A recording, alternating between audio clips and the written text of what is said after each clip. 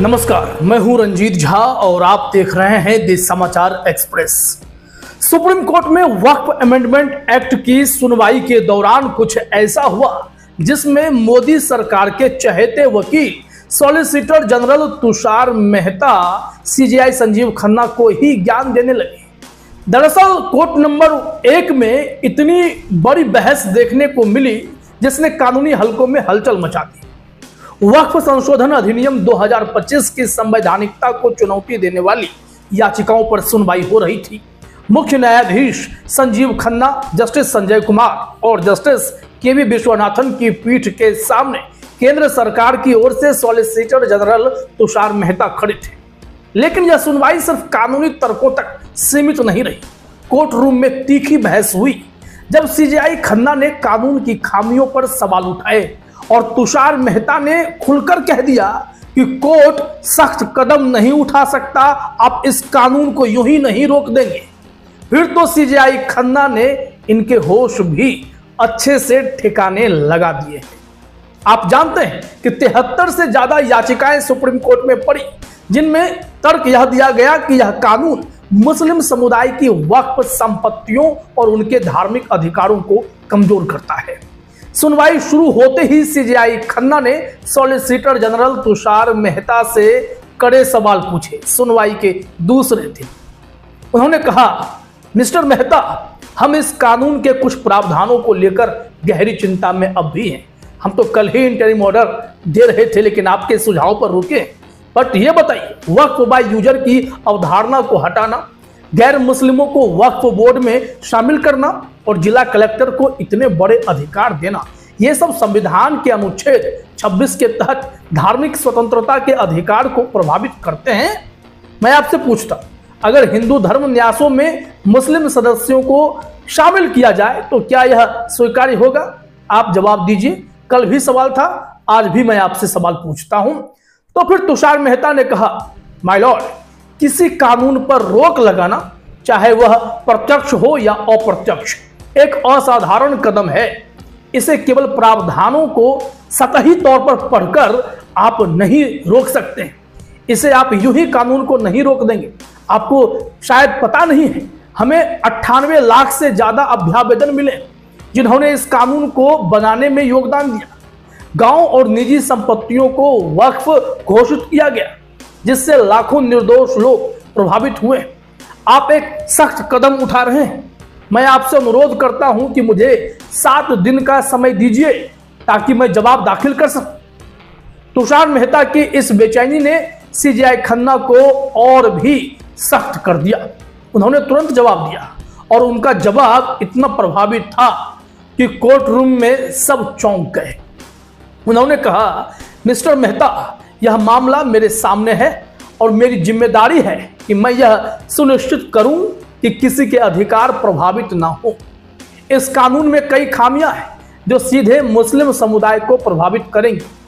Waqf by user को हटाने से जामा मस्जिद जैसे ऐतिहासिक वक्फ खतरे में पड़ सकते हैं। गैर मुस्लिमों को वक्फ बोर्ड में शामिल करना धार्मिक स्वतंत्रता के खिलाफ है और कलेक्टर को इतने अधिकार देना भी तो मनमाना है। हाँ, हम आमतौर पर कानूनों पर रोक तो नहीं लगाते, लेकिन जब मामला कोर्ट में लंबित हो तो स्थिति में बदलाव भी नहीं होना चाहिए। यह संविधान का मूल सिद्धांत है।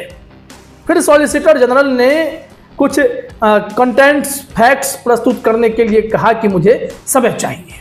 वो समय ज्यादा मांग रहे थे, फिर 1 सप्ताह पर आए।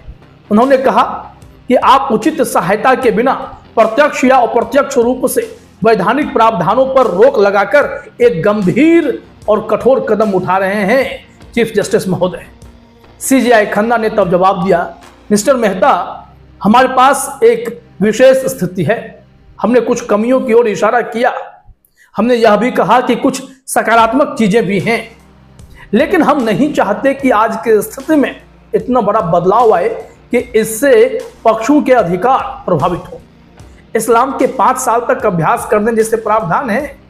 चलिए मान लिया, हाँ आप सही हैं। एक नियम है कि न्यायालय आमतौर पर कानूनों पर रोक नहीं लगाते हैं, लेकिन एक और नियम है, जब याचिका न्यायालय के समक्ष लंबित है तो जो स्थिति है उसमें बदलाव नहीं होना चाहिए ताकि व्यक्तियों के अधिकार प्रभावित ना हों।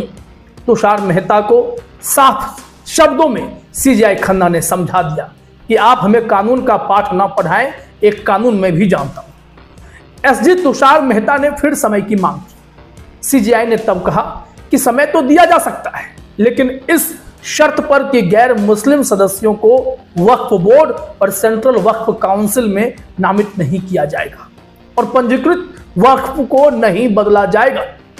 एसजी ने बयान दिया कि मैं भरोसा दिलाता हूं कि ऐसी कोई नियुक्ति नहीं की जाएगी।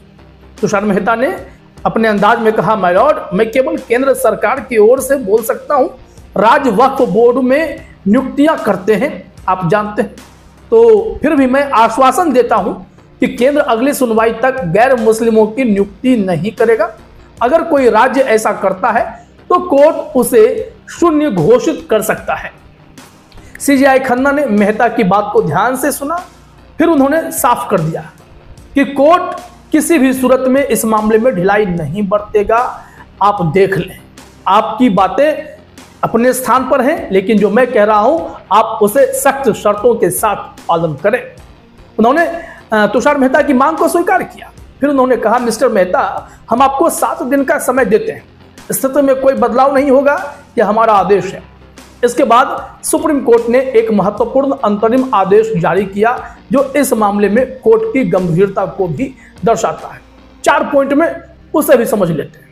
पहला पॉइंट, गैर मुस्लिमों की नियुक्ति पर रोक।